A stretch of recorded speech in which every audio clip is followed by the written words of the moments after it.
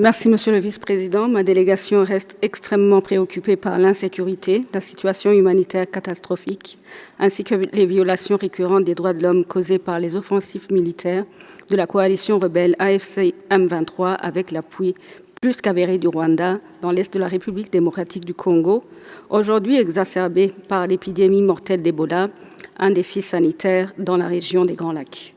Nous réitérons l'appel à la solidarité internationale pour une riposte efficace, la mobilisation des ressources aussi bien techniques que financières pour freiner la contagion et surtout la réouverture de l'aéroport de Goma au vol humanitaire, qui est une exigence absolue dans ce contexte.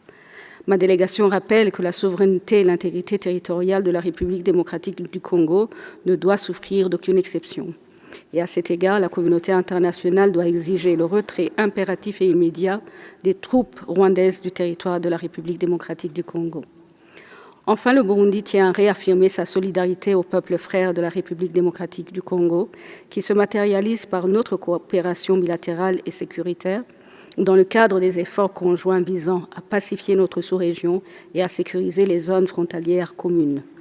Toute tentative de manipuler la réalité par la délégation du Rwanda ne saurait trouver écho auprès de ce Conseil.